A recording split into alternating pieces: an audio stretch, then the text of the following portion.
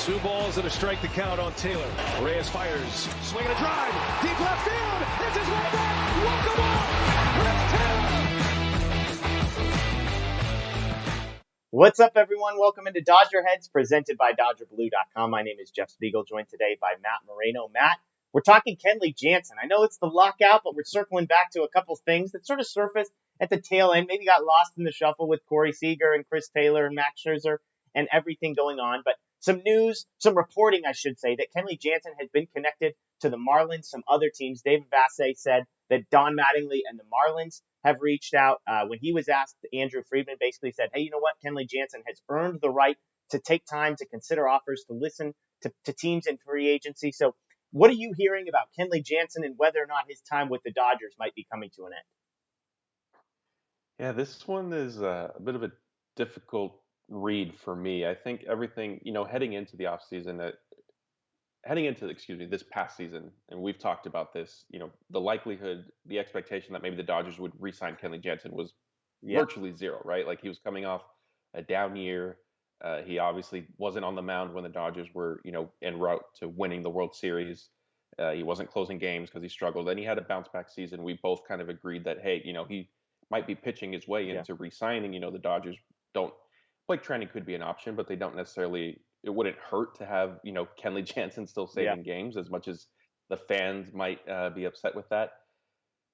But then there really wasn't much connecting the Dodgers to Kenley when the offseason started. It was a lot of, they have some interest, but only at maybe a team-friendly deal type thing. And then it came out that the Phillies were interested in Kenley. The Marlins were also interested. And David Vassegh also reported that he would basically sign, the most lucrative contract he can, because this is his last chance at, a big-time deal, which, of course, makes sense. It has also been, since David Vassegh reported the Marlins and that factor about what Kenley might be looking for, another report came out that suggesting he's unlikely to be re-signed. So everything suggests that he won't be back, but I still wouldn't be completely surprised if somehow everything works out. I mean, he's been a Dodger through and through his entire career. He loves the organization. I think he does like playing for Dave Roberts. So, we'll kind of see what comes of it once the lockout ends. It always cracks me up because you never expect a GM to just come out and say, hey, you know what? We're not really interested in this guy. Thanks for coming. We're going to move forward. So when I hear Friedman say, hey, you know what? He's earned the right to listen to other teams. Like, that to me is like the nicest way possible of saying, like, enjoy free agency, go get a big check somewhere else. Like, we're not really interested. We posted a video earlier this week talking about the luxury tax bill that the Dodgers paid last year. So when it comes to a guy like Kenley Jansen, them being already over the threshold for this upcoming season, 2022, it's sort of like, not only are you paying whatever salary you give him, but then add another 25% kicker on top of it for luxury tax purposes. And so I just don't see this one. Now, you look at the numbers, pretty remarkable stuff. It's fascinating because I was trying to dig into, like, was Kenley Jansen dramatically better this season? He had the highest wins above replacement of his career dating back to since 2017. He had the lowest ERA since 2017. If you look at StatCast, everything is dark red, which is a good thing. 87th percentile or higher in every category except for walk percentage. He was 99th percentile in average exit velocity, hard hit percentage. Two categories that he's basically been in the top 2 to 4% of since 2016, 2017. The flip side is you look at some of the other numbers, batting average on balls in play, which most people agree is generally a luck category, as well as home runs per fly ball. Again, another category that's generally lucky. Now, you could argue, hey, average exit velocity is low. Batting average on balls in play is going to be low. His batting average on balls in play dropped almost 100 points this past season. It was the lowest mark of his career. He had the second lowest home runs per fly ball of his career. We know he's getting up there in age. And so it's a fascinating thing because the eye test tells you he was as good as his numbers looked. Yes, there was some of the Kenley Jansen experience. He walks a guy, can't hold runners on, stolen bases, etc. But he just seemed to get the job done. I've talked about the added breaking ball that he had that sort of mixes up his philosophy a little bit that I think is going to prolong his career for a couple of years.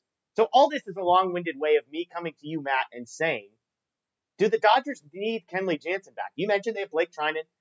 They signed Daniel Hudson to be kind of a setup guy. They've got Gratterall. They've got Vesia. They've got Caleb Ferguson, Tommy Kenley, both coming back from injuries. Do the Dodgers need Kenley Jansen? Or as we talk about the luxury tax, is this literally a luxury that they can be fine without? I mean, I guess I'll have to hedge it a little bit. If it's not Kenley Jansen, I do think they need, kind of Okay. a closer type relief pitcher.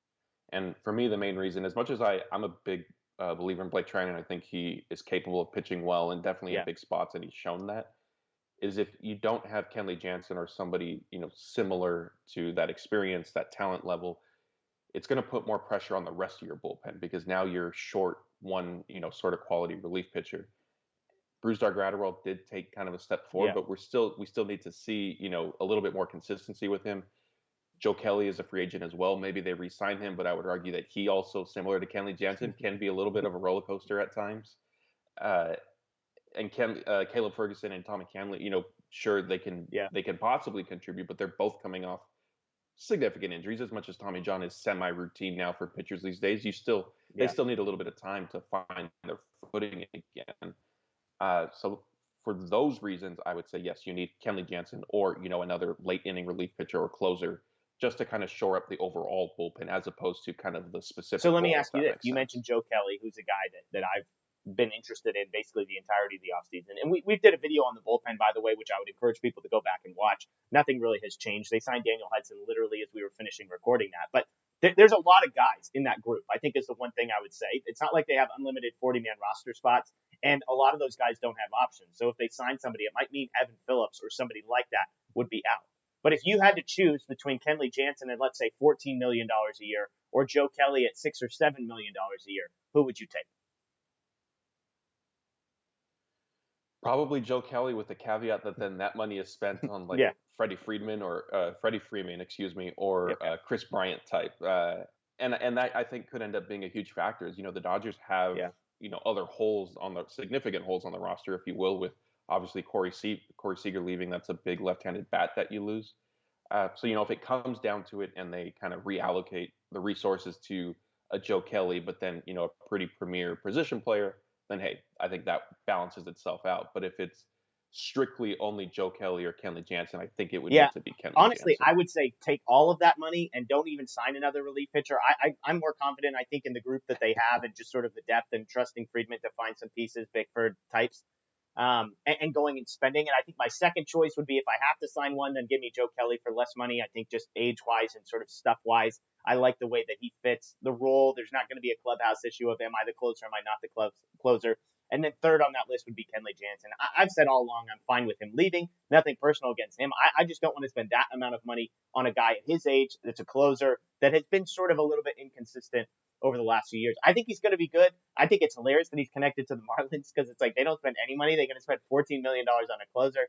But the Mattingly Jansen reunion does make a little bit of sense. So let us know below. I'm curious, people watching this, what would you prefer? Whether it's taking that money and spending it entirely on a hitter or a starting pitcher, whether it's signing Joe Kelly for half the money, or whether it's paying full price and bringing Kenley Jansen back to the Dodgers, let us know below. We appreciate you watching. As always, check out DodgerBlue.com, DodgerBlue1958 on social media. That's Matt Moreno. My name's Jeff Spiegel. We'll see you next time.